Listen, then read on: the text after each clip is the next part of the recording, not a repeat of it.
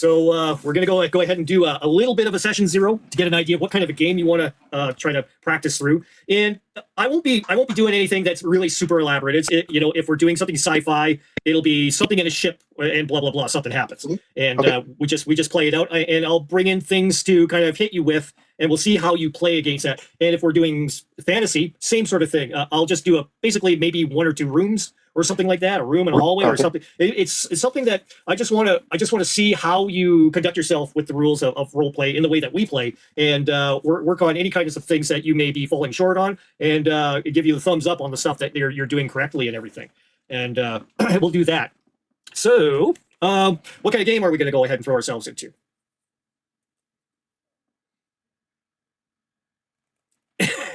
and here's where we get the technical difficulties. I'll see whether or not he can join back in and out again here. So sessions in 4D usually run about hour and a half, 2 hours in the normal span of things. We don't usually do the 8 hour kind of thing, as it's kind of redundant to spend that much time on a game, especially if you're not playing. So there we go. Dave's back here. Hey. Alrighty. So what kind of a game are we gonna try to put together here? I want to do something on a spaceship. Spaceship. Okay. Never have gotten to do that, so something on a spaceship. Alrighty. So what kind of a character are you? Are you a Let's see. I will be maybe I'll be a captain of maybe a smaller ship. Maybe it's kind of a cargo ship. A small cargo ship. Yeah. Okay. You have any crew, or are you running solo, or? I think I've got a bit of a skeleton crew. Okay. Kind of the most desperate for credits crew that I could scrounge up. Okay, a bunch of misfits and screwballs put together. Okay. Misfits and screwballs. Yeah. Maybe that's the name of the ship, Screwball.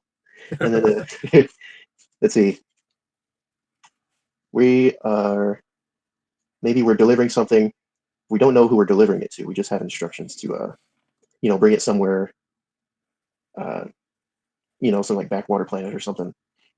We don't even know what we're delivering, but we don't care so much. We just need the credits. Okay. I'm just writing down some, if people are wondering, I'm just writing down a couple of notes here, just basic of what we're doing. And I'm coming up with some NPCs, just some names and stuff while we talk. So you will decide on how you're going to be coming out of this into this situation. I don't want to be told, okay, I don't want to start saying, we started in a space tavern, blah blah blah blah blah. I want you to tell me where you start, and it could be on your ship. It's mid-flight, whatever, or how did you want us to start this one? Maybe me and my crew, we just finished loading up our our cargo, and we're just about to set flight. Okay. Yeah, maybe we're on a busy planet. The whole planet's like a city. Okay. Yeah, we're just about to head off. All right. And engineer, and we need that type of a person there. All righty. And what's your character like for the captain? Let's see. What do you think your specialties will be? He's kind of a guy who just gets things done. When things are when he's under pressure, he just barks orders and doesn't care about feelings or anything. He's just about getting things done. Okay, so we'll give you a good skill in command. Command, there you go. Okay. How are you combat wise? I think he's pretty decent with his pistol. Just like a slug pistol or a laser pistol? I think a slug pistol would be kind of cool, carry around. And I think he's really good at keeping up a facade. He's got some kind of secret. I'm trying to figure.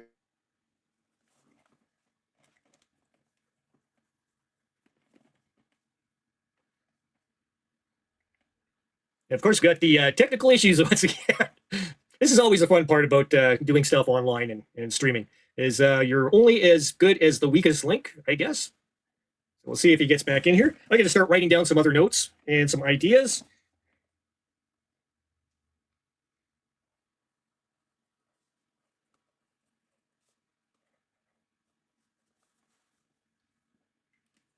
And wait for him to pop back in here.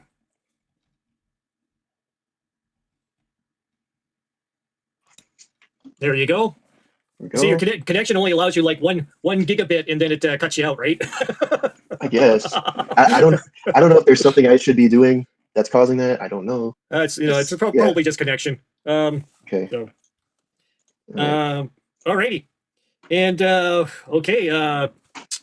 So we are putting together a crew here. You have Terry, your engineer, Jance, which is your gunner tech, and Kay, who is your computer navigator specialty character.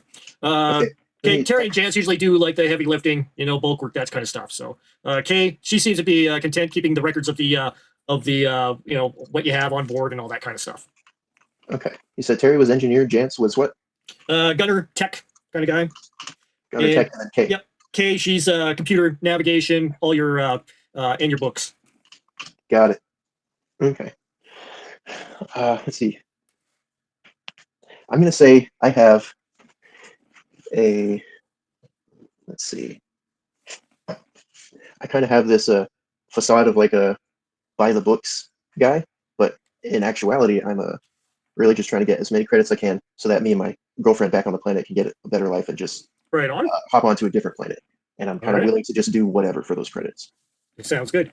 Now, usually when we put together our characters and stuff, I will glance slightly over through the characters, what they've written down for their character sheet and everything, and note the people that they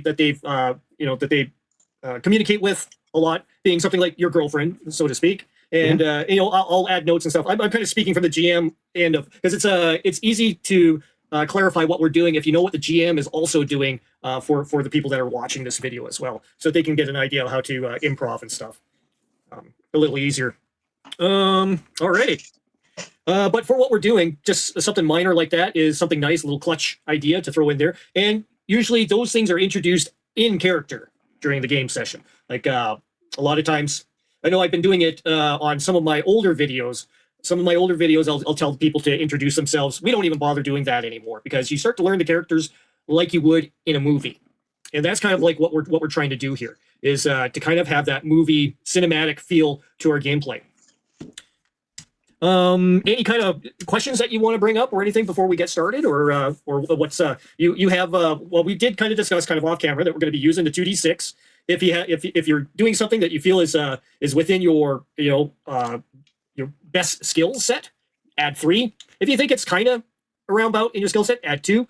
1 for something that you think that you should know, but you're not an expert at it. And for anything else that is untrained, -3. So let's roll -3.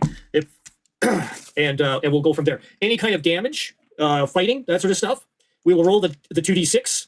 Add your bonus if it's slug. If you're using your slug pistol, you get a bonus of +3 to that. If you think that your dexterity is fairly high, add another +2 or or 1. I'm letting that be up to you. Me, I don't care. We're just doing a practice. So right, and the damage die is both of them. Damage die will be included on that. So if you roll a success and you've rolled it really high, I'm going to be taking. Now I'm going by movie. Now if I'm doing this in Traveler, I'd be rolling d6s for the damage. Okay, but we're going to go with a movie cinematic approach. If it's some just mook off the street, 1 hit will kill him. Okay. Right. If it's something like maybe it's the gang leader for the mooks, the gang leader of the mooks, well then he'll have 2 hits before he gets brought down. But if you roll the dice really, really high, if you roll boxcars, a 12 plus your bonuses, be it 15, 16, 17, or whatever it is, you just basically blow his brains out, or it'd be catastrophic, basically what happens to him. So that's the way I kind of envision just doing the practices. So I take a little bit of Traveler and I mix in a really easy resolution, 1 roll resolution for it. But remember, when we're describing stuff, you can only describe things that concerned you, your pistol, the shot coming from the pistol, where you're aiming it at, okay? But you do not have any power over telling me what happens to the NPC in that condition. So so if you're detailing that you're taking a shot at something, say it's a monster on board, right? You roll the dice, you get really high.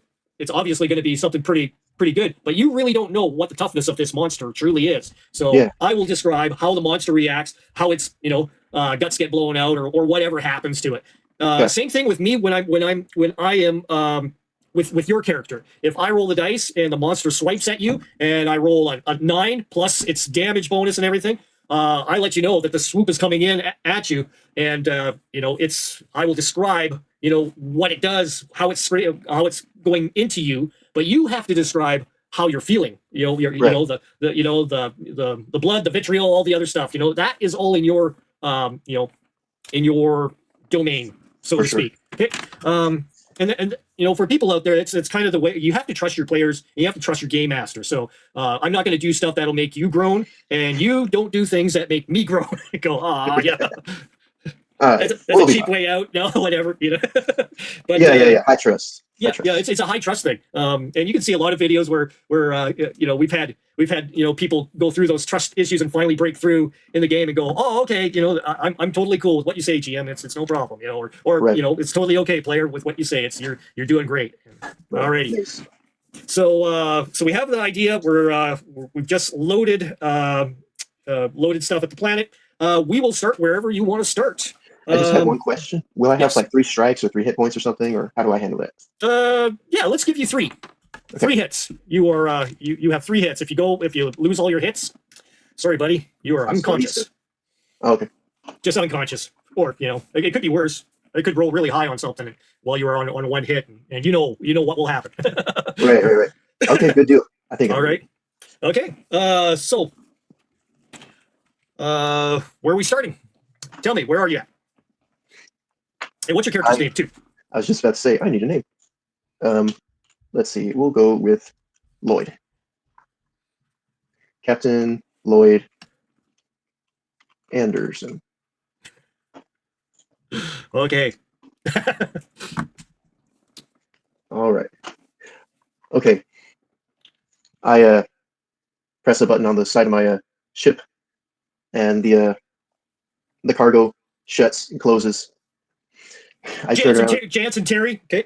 Jance and Terry both start running up the scaffolds, moving along. Kay, beside you, says, crew's just starting to embark, sir, Captain. Say, right. All right, everybody, let's get a move on. And I climb up a little bit of the scaffolding and go into the ship.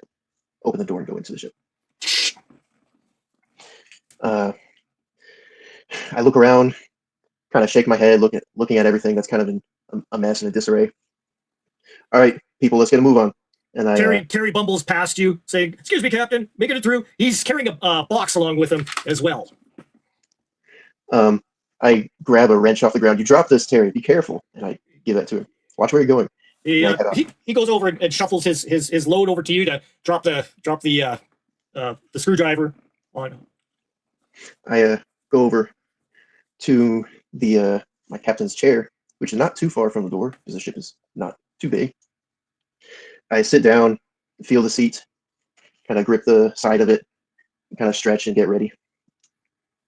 Okay. Terry grumbles to himself, bends down, gets ready to pick up. Jance walks by him, looks at you. He goes, "You dolt!" Grabs the wrench, puts it onto his package, and gets past him. Moving on to check and secure the cargo. Kay is still sitting at her console there as she sees you walk in, and she's just going through different data sheets going across her screen. I press a button, and the intercom activates on the ship. All right, everybody, when you're ready, give me your. Just say so. We are gonna lift off right away. Terry comes through on the comm. He says, "Just buckling down the last of the packages, sir. Be good in about 5." All right, Terry. All right, hurry up, Terry. I start flipping switches up. I give I start warming up the engines and give them just a slight boost just to jostle him a bit. You hear a little bit of a ruckus in the back. You hear a clang, bang, something trundling across the scaffolding, and then you hear, "We're all ready to go, sir," from Terry. All right, Terry. All right, Jance. All right, Kay. Let's go. And Kay looks to you and says, "Where do you want what coordinates, sir?" It'll be right here. Here's the heading. Here's the coordinates, and I send them over to her monitor. She inputs them in. You see a big, screen pop out and showing you the direction of where you're heading out of the atmosphere from the planet, her designated route, and she sets it up there for you to give the A-OK. All right. Yes, that's the one. that planet right there. All right. And I make the final adjustments, and the engines start to lift us off into the air. Big blast coming from beneath. The rumble of the ship starts shaking.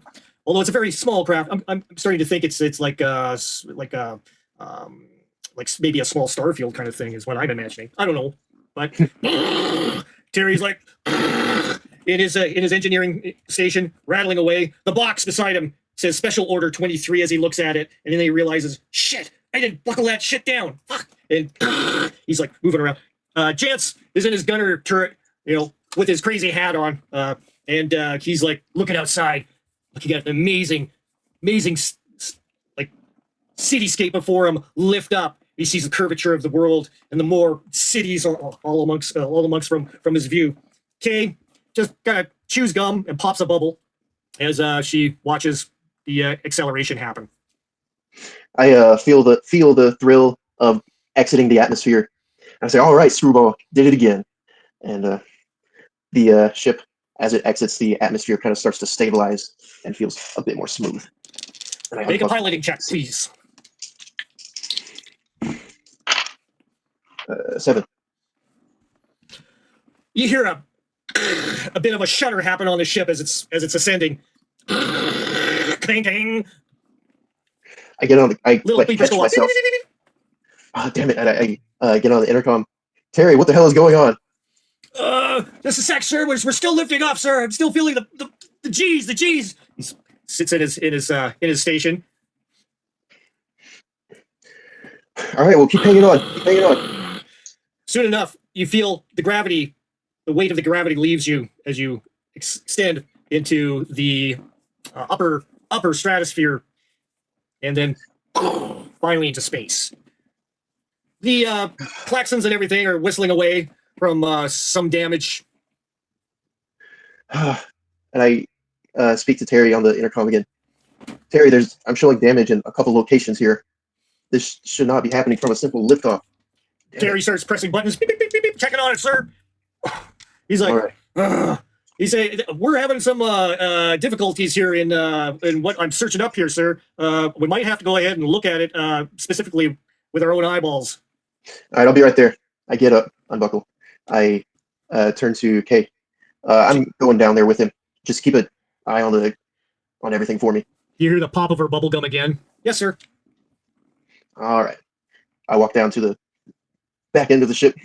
See Chance. Chance is mopping up something off the floor. Chance, what is this? Just something spilled over. Nothing, sir. Clean it up. All right, Chance. And I just brush it off, and I find a ladder that goes up to another porthole, and open that up. I look around into the engine room, the engineering section.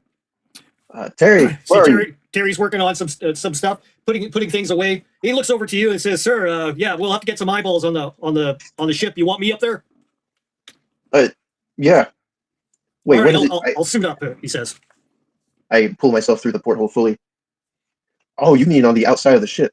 Jeez. Yes, sir. You can see here. He points over at the screen.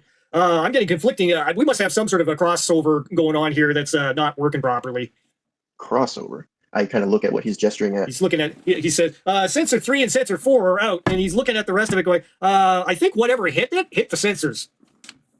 All right, well, suit up. I'll be right behind you. Could you use some guidance or some extra hand?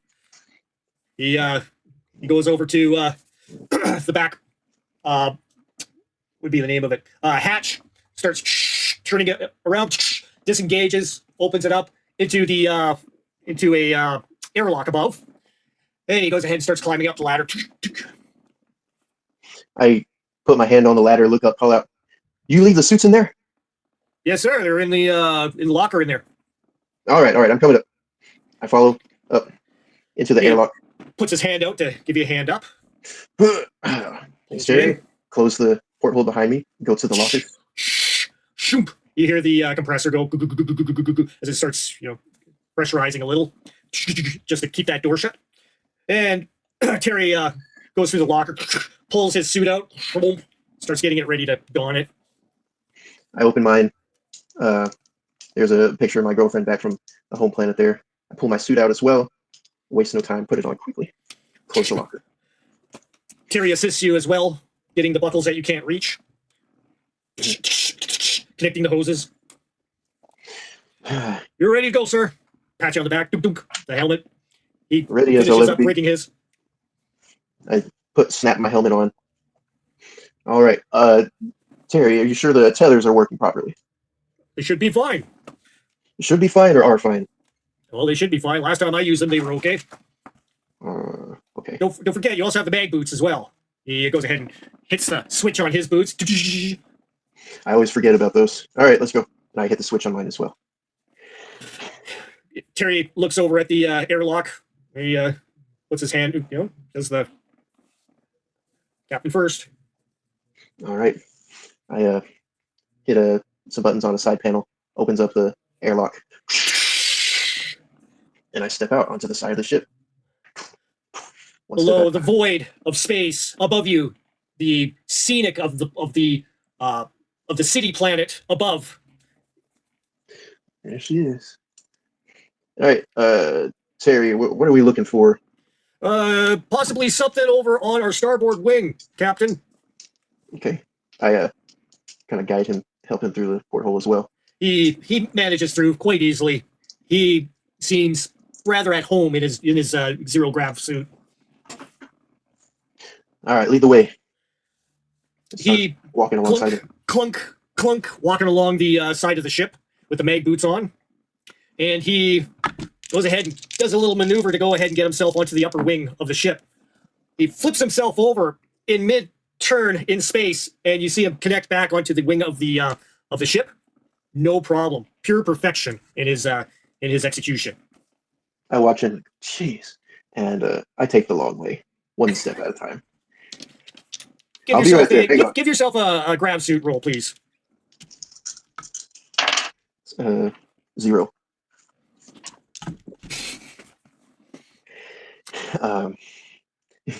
So I'm walking, and I'm thinking to myself, kind of distracted, and I slip. Instead of landing my foot flat, I kind of hit my heel on it, and it slips off, and I start sliding off, kind of like sideways into space a little bit. I'm going like this. Terry turns and shows, Captain, use your booster jets. Oh shit! Oh crap! I reach for a button to put my booster jets on. Roll. 2. I'm reaching, and for some reason the suit's folded in a weird way. I finally get to the button, and only my left boot goes off, and I start flying away from the wing. Terry looks at you. He's stunned. He's like, okay. He engages his suit, starts coming out towards you. He calls back, okay, I've got to go ahead and retrieve the captain. He seems to have slipped off the ship. You hear a bubble pop. Roger. Terry, come on. Terry maneuvers his way. I'm gonna get you, man. I'm gonna get you. I'll save you, Captain. Lloyd, don't give up. Don't give up. I wriggle around, and I'm smacking my leg. He maneuvers over close towards you as you are. Yeah. And you feel a grip on behind you, and you get pulled over towards where the ship is, a little closer. You notice that from this vantage view, you can see where there is a piece of debris cleft into the ship itself along the wing, severing several conduits along the way in the wiring. I look at it. Oh my god! There's so much for the credits from our last job. Terry gets you stable on the wing, clunk, and he goes ahead and hits your boot, activates the mag boots again, and they clunk onto the ship. Thanks, Terry. This should be okay now, sir. Yeah, it looks bad. This is a mess. Looks like a piece of debris flew right into the ship here. A piece of sheet metal or something? He's looking at it all kind of confused in his suit. I catch my breath. Oh yeah, I can see the sheet metal. Geez, well, want me to help you pull it out? He's like, here. He hands you a spanner. He says, try to get yourself a little bit of let's try to wiggle this thing out without cutting any more of the wires, sir. All right, all He right. grabs forth on one and starts using his strength to go ahead and ease it out. He's like, "Oh, it's so stuck in there, sir." Here, let me grab from this side of it, and I try to use my legs to pull it out. Okay. Strength check. 7.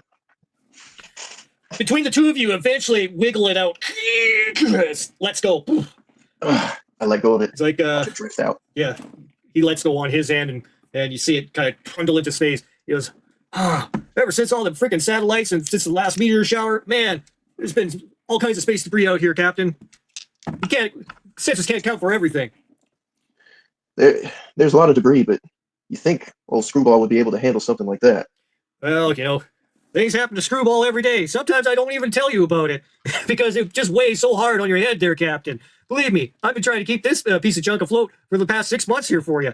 We need to have more money in the pot for the ship, not to mean anything by it there, Captain, but we need to get some good credits happening. And as he starts working away at fiddling around with the wires and stuff, he goes, that's why I brought that little special box on board. I had a buddy of mine, he said, hey, we wanted to make some extra credits. He said, take this box on board.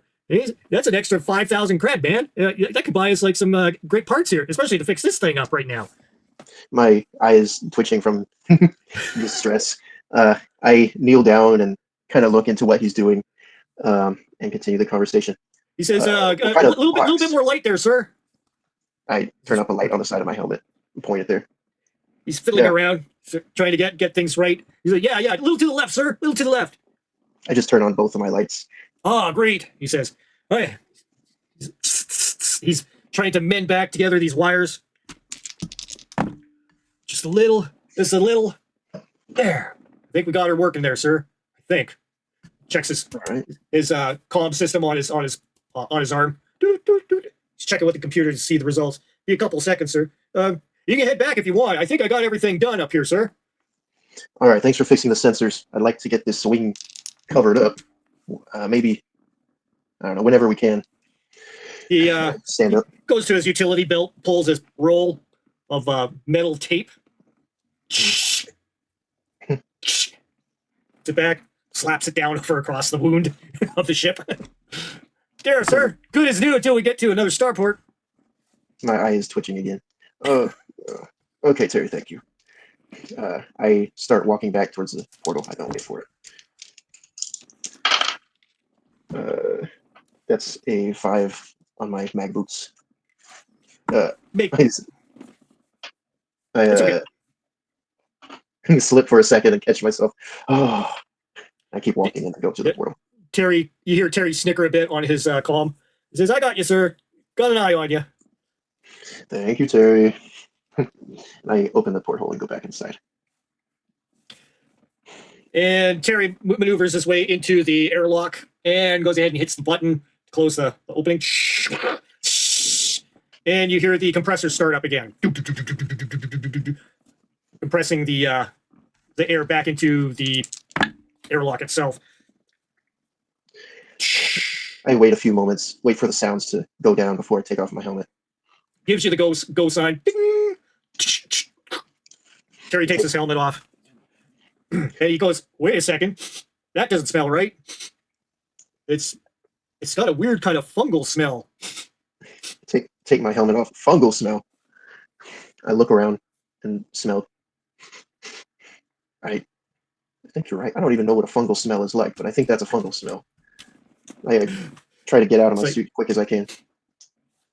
Terry manages to get his suit and starts putting it away.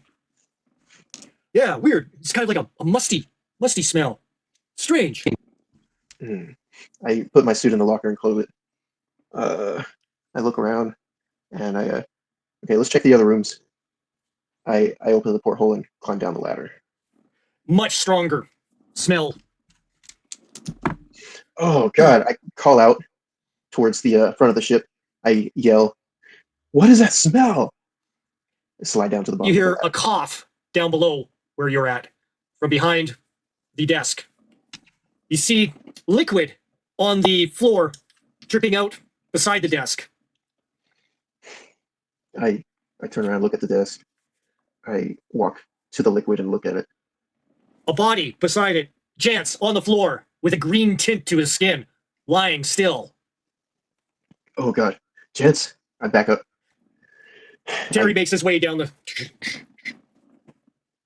I hit a button and announce on the intercom again. Terry, Kay, something happened to Jance. We are gonna have to. I pause and think about it. We are gonna have to quarantine. Terry, who is right behind you, is like, "What, sir? What?" And he looks over as he gets off the ladder, and he's, "What's going on? You think? Oh shit, guys, that's my package." I step aside. Don't worry about your package. Look at this. He says, "That's what I'm saying, Captain. That's my package." That's And he looks behind. He sees the package over where it slipped in behind the desk. Sees where the liquid is oozing out from the package, and he sees Jance, which twitches slightly in the facial area. Oh, he's still alive. Oh god. Jance, can you hear me? His mouth perks open just slightly. You hear a wheeze. Damn it. Terry, go back up. Get our suits. I don't want this stuff touching me. Yeah, it's a good idea. He goes over and starts. And Kay perks up after you hear a bubble pop on the mic again. She goes, "Sir, did you say something about quarantine?" I'm afraid so, Kay. Terry's bringing down the suits. I want everyone to be wearing these until further notice. I'll explain once you put it on. After a brief moment of silence, you hear a pop again of her chewing gum, and she says, who's all at risk of being infected if it's a quarantine?" To be frank, Kay, we don't know what we're dealing with yet. Something is wrong with Jance. Oh my god. So as far as we know, anyone can be at risk. Let's just play it safe. Everyone. Suit slumps down boonk, from the rungs, glunk, glunk, glunk. And then you see the helmet get dropped as well. Boomp. Pick up a helmet and a suit. Terry makes his way down. You can see his space suit is already donned as he makes his way down. He says, yeah, Jance, he's always... Curiosity kills that cat, and Jance, he's all full of that curious. I wish he would stay out of my stuff, especially with stuff that he don't know about. Yeah, I pick up a suit, put it on, and the helmet. I tell him, here, take this other suit to Kay, and tell her to look for, I don't know, first aid, whatever we have. Man, he looks. Jance was our was the guy for medical anything. Unfortunately, I guess he won't be telling us what the diagnosis is. But yeah, Captain. He takes a suit and the helmet, starts moving his way into the ship. I look back towards Jance. I kneel down. It's gonna be all right, Jance. His eyes open slightly, and you see red in where the white should be. Oh god! I grab the back of his collar and pull him away from the box, just into like a corridor, the central corridor of the ship. With a sudden lunge, his arms grab up towards your spacesuit, and his mouth opens and his eyes glare back at you. You can see the white pupils in the red, and he goes. Oh, Jance! I'm caught off guard. I slip, land on his chest, try to get myself off of him. His mouth goes towards your face, and hung onto the space helmet. Smear of goo from saliva and other detritus from his mouth smears across your helmet. Oh, damn it, Jance! I try to pull myself up. Strength, test of strength. He gets a 10. 5. Pulls you into himself and goes ahead, tries to bite down onto your shoulder. You can feel the pressure of his mouth gumming at your suit. I'm just screaming in pain. I scream in pain. You hear shouts out from Terry and Kay. "What's up, Captain? What's up?" I just scream, Jance! Jance! I try to get one of my arms free. Roll straight check. 7. Still clinging onto you like a vice. He's so strong. I'm just, I can't get my arm free, so I just try to roll over. Just try to roll. Jance goes for a second bite. Chomps onto your suit. Can't penetrate it. I'm just cursing as loud as I can. I try and get arm free again, reaching for my pistol at my side. 11. You get slip past. I'm fumbling around. I manage to grab my pistol out of my holster, and I put it on his head. And I hesitate. Chance responds by going incoherently. I scream, Terry! I'm coming, sir. I'm coming. Chance bites towards you again, but the teeth knock against the gun. And Terry makes his way into the room. I scream, get him off me! Get him off me, or I'm gonna kill him! He looks stunned at the situation. He's like, what the fuck? Chance once again bears down onto you. This time, the suit rips. And he starts pulling away from the chest piece. Big piece of cloth from your spacesuit rips away. Terry moves in, grabs Chance, and starts trying to pull him off. And Chance, he's like, he's so strong, says Terry. I just let out a curse loud as I can and pull the trigger against into Chance's mouth. Okay, roll for a possible mishap. 6. Boom! Chance's head explodes. Just red everywhere. Covers your front of your helmet, obscuring pretty much a good portion of your vision. Terry's like, I can't see! But you're free. The grip loosens. I catch my breath. We'll stop it there, just so. Yeah. Okay. All right. That's good. So, yeah, it's so remember when you are saying where you are, what you're doing. It's only one action. So just imagine every time just one action, even if it's a menial, what you think it might be a menial task, like getting into the ship and doing all that kind of stuff. There's always ways for a game master to inject some sort of crisis or something, even in the most mundane. And the game master might inject it there or whatever.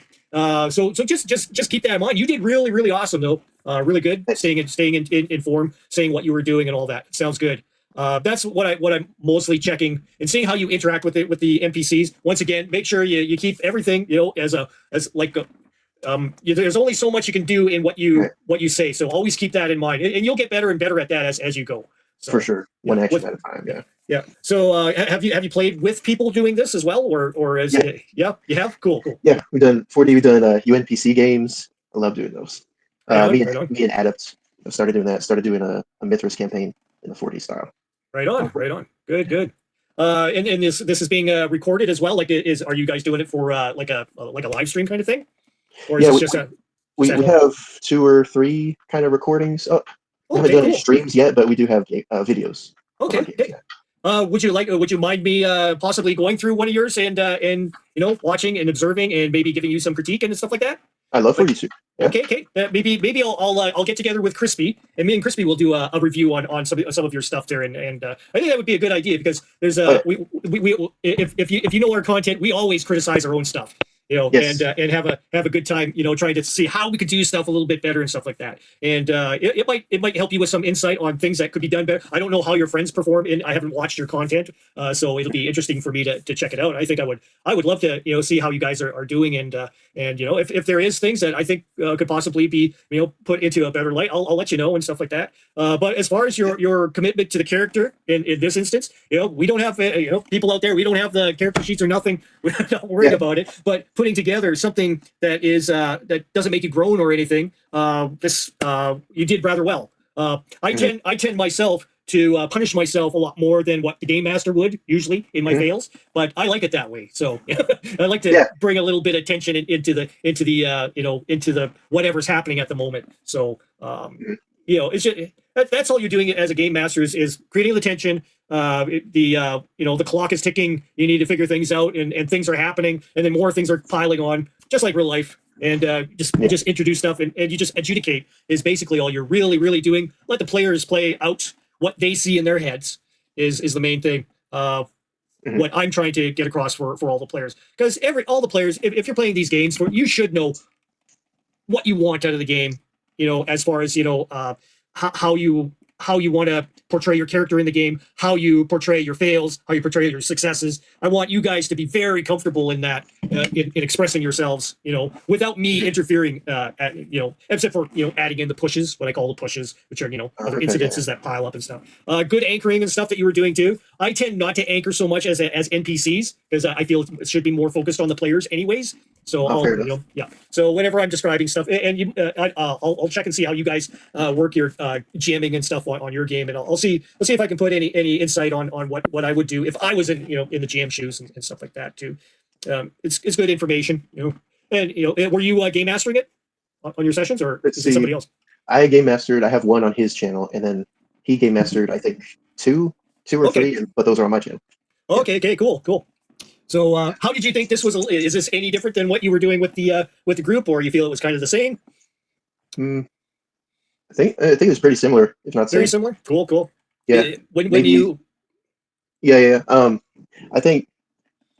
Yeah. Sometimes I was thinking like, oh, should I describe my failure, or I was kind of like letting you do it and trying to see if I should jump in or not for failures. Always jump in on if you think you can give a really good idea for a fail or something like that. Just go with it.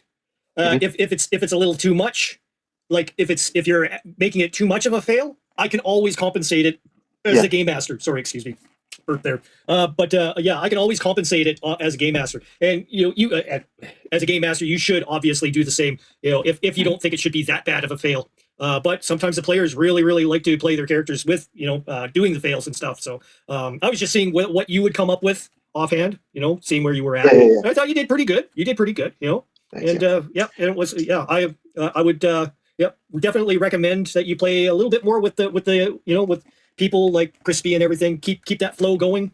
And once you've got your hand on 3D, 4D, and the difference between 3D and 4D for those that do not know, which are turning into this this video on their first time. 3D is when you've totally when you've taken all of what the manners of the game is basically what 3D is about. So once you've got the manners set up, then everybody gets their turn, 1, 2, 3, however many players there are, and the flow is going, everybody's doing, one action or whatever it is, the economy of your game that you're playing, the system. Some of them allow for long rest, short rest, or half turns, whatever they are, like 5e does whatever it is, like a short turn and stuff like that, or short action. I can't remember what the names of them are. There are so many out there. But whatever your allowance of actions, do them for your turn. Always speak from your personal self. I do this, I do that. Always use the I.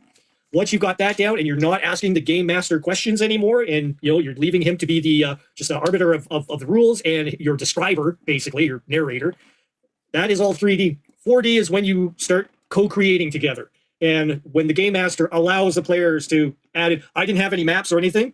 David is doing all the, it's all out of his head. I have no idea what this ship is looking like. I know that there should be an engineering section. I know that there should be, maybe a galley or something. And there should be at least a bridge of some form. Right. Just taking out all the basics, and you guys put together the way the ship works and stuff like that. Sometimes I'll add stuff, that may add to the ship. And then with the collective of players, of course, this is only one player, one GM. But if you have a collective of players, like 3 players, those 3 players are adding things to the scene as well with co-creative ability. And you guys end up, taking the story on your own the way you want to. But in the meantime, Game Master still gets to interject stuff with the NPCs and stuff like that. So it's fun on both ends, I feel, anyways. So we'll leave it at there, and we'll end the recording. Thanks, David, for coming in. David, Elf Hunter, thanks again. Yeah. And I'm once again Rick. You can find me at 28mm RPG. And feel free to take this onto your channel there, sir. Absolutely. Thanks for the game. No problem.